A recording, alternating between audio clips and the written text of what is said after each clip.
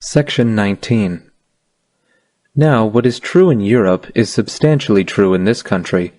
The difference is the immaterial one, that in this country there is no visible, permanent head or chief of these robbers and murderers who call themselves the government. That is to say, there is no one man who calls himself the state, or even emperor, king, or sovereign.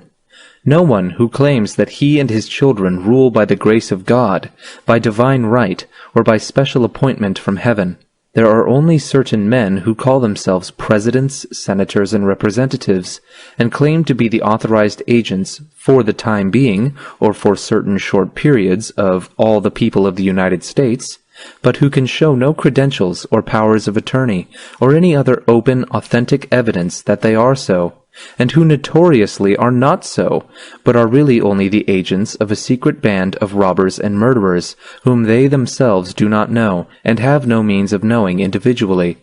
but who, they trust, will open or secretly, when the crisis comes, sustain them in all their usurpations and crimes. What is important to be noticed is that these so-called presidents, senators, and representatives, these pretended agents of all the people of the United States, the moment their exactions meet with any formidable resistance from any portion of the people themselves, are obliged, like their co-robbers and murderers in Europe, to fly at once to the lenders of blood money for the means to sustain their power. And they borrow their money on the same principle, and for the same purpose, that is, to be expended in shooting down all those people of the United States, their own constituents and principals as they profess to call them, who resist the robberies and enslavement which these borrowers of money are practicing upon them. And they expect to repay the loans, if at all, only from the proceeds of the future robberies, which they anticipate it will be easy for them and their successors to perpetrate through a long series of years upon their pretended principles, if they can but shoot down now some hundreds of thousands of them and thus strike terror into the rest. Perhaps the facts were never made more evident in any country on the globe than in our own, that these soulless blood-money loan-mongers are the real rulers, that they rule from the most sordid and mercenary motives, that the ostensible government, the presidents, senators, and representatives so-called, are merely their tools, and that no ideas of or regard for justice or liberty had anything to do with inducing them to lend their money for the war. In proof of all this, look at the following facts. Nearly 100 years ago, we professed to got rid of all that religious superstition inculcated by a servile and corrupt priesthood in Europe, that rulers so-called derived their authority directly from heaven, and that it was consequently a religious duty on the part of the people to obey them. We professed long ago to have learned that governments could rightfully exist only by the free will and on the voluntary support of those who might choose to sustain them. We all professed to have known long ago that the only legitimate objects of government were the maintenance of liberty and justice equally for all. And this we had professed for nearly 100 years. And we professed to look with pity and contempt upon those ignorant, superstitious, and enslaved peoples of Europe, who were so easily kept in subjection by the frauds and force of priests and kings. Notwithstanding all this that we had learned and known and professed for nearly a century, these lenders of blood money had, for a long series of years previous to the war, been the willing accomplices of the slaveholders in perverting the government from the purposes of liberty and justice to the greatest of crimes. They had been such accomplices for a purely pecuniary consideration, to wit, a control of the markets in the South. In other words, the privilege of holding the slaveholders themselves in industrial and commercial subjection to the manufacturers and merchants of the North, who afterwards furnished the money for the war. And these northern merchants and manufacturers, these lenders of blood money, were willing to continue to be the accomplices of the slaveholders in the future, for the same pecuniary consideration. But the slaveholders, either doubting the fidelity of their northern allies, or feeling themselves strong enough to keep their slaves in subjection without northern assistance, would no longer pay the price which these northern men demanded, and it was to enforce this price in the future. That is, to monopolize the southern markets, to maintain their industrial and commercial control over the South, that these northern manufacturers and merchants lent some of the profits of their former monopolies for the war in order to secure to themselves the same or greater monopolies in the future. These, and not any love of liberty or justice were the motives on which the money for the war was lent by the North. In short, the North said to the slaveholders, "If you will not pay us our price, give us control of your markets, for our assistance against your slaves, we will secure the same price. Keep control of your markets by helping your slaves against you and using them as our tools for maintaining dominion over you. For the control of your markets we will have, whether the tools we use for that purpose be black or white, and be the cost in blood and money what it may." On this principle, and from this motive, and not from any love of liberty or justice, the money was lent in enormous amounts and at enormous rates of interest. And it was only by means of these loans that the objects of war were accomplished. And now these lenders of blood money demand their pay, and the government, so called, becomes their tool, their servile, slavish, villainous tool, to extort from the labor of the enslaved people both of the North and the South. It is to be extorted by every form of direct and indirect and unequal taxation. Not only the nominal debt and interest, enormous as the latter was, are to be paid in full, but these holders of the debt are to be paid still further, and perhaps doubly, triply, or quadruply paid by such tariffs on imports as will enable our home manufacturers to realize enormous prices for their commodities. Also by such monopolies in banking as will enable them to keep control of, and thus enslave and plunder, the industry and trade of the great body of the northern people themselves.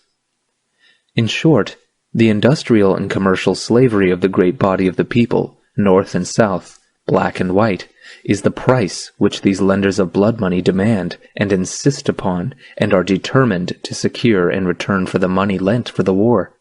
This program having been fully arranged and systematized, they put their sword into the hands of the chief murderer of the war and charge him to carry their schemes into effect.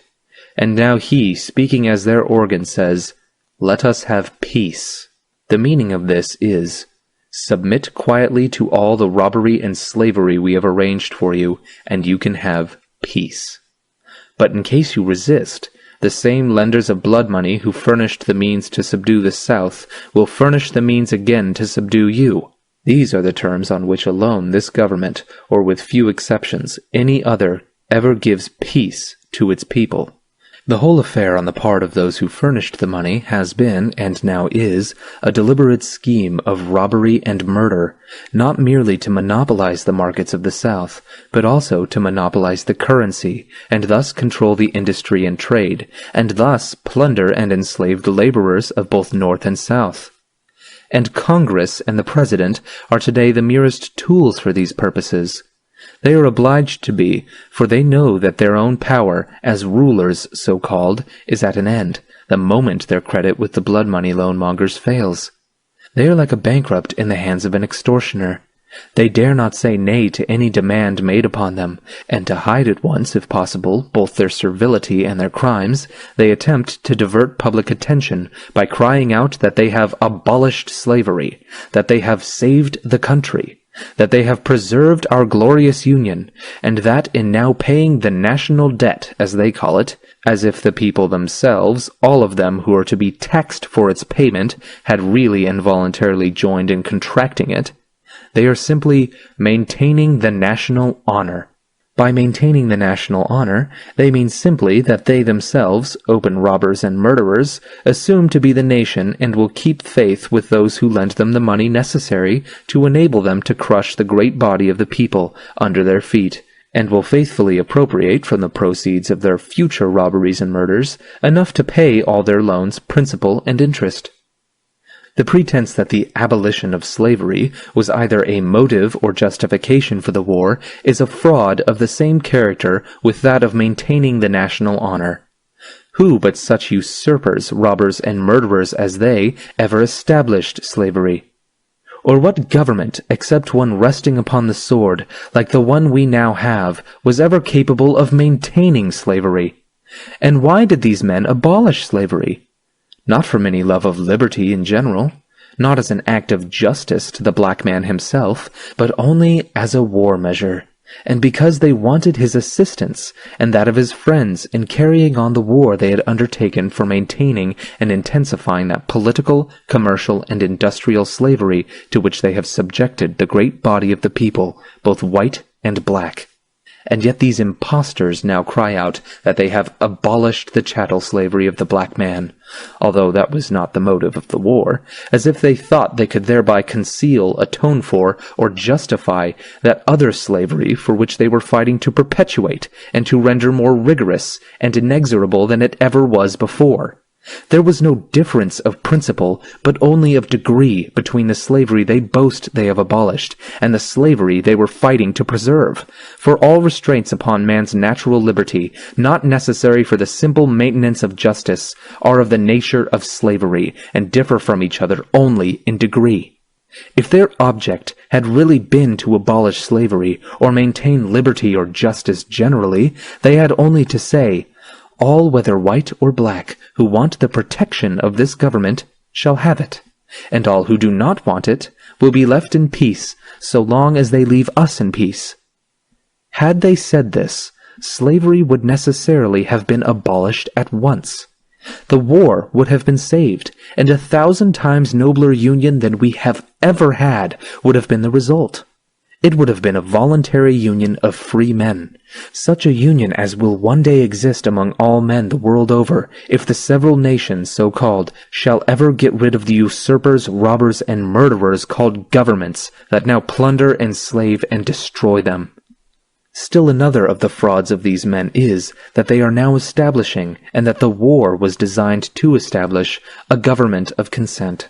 The only idea they have ever manifested as to what is a government of consent is this, that it is one to which everybody must consent or be shot.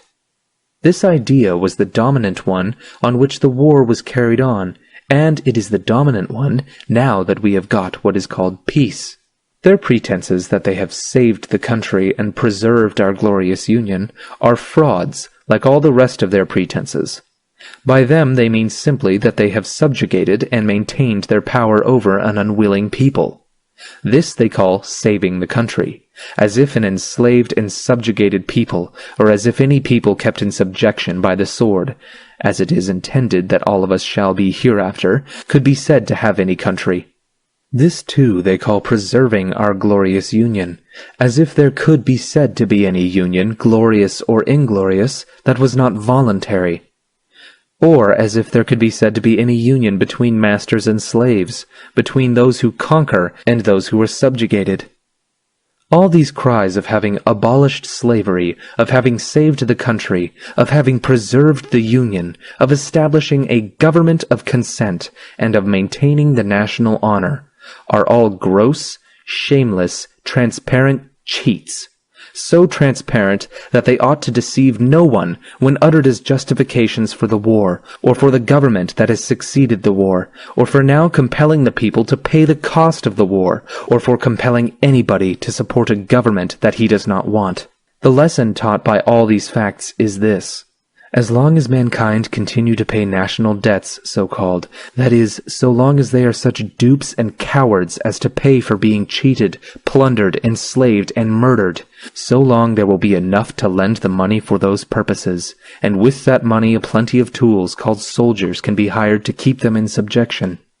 But when they refuse any longer to pay for being thus cheated, plundered, enslaved, and murdered, they will cease to have cheats and usurpers and robbers and murderers and blood money loanmongers for masters.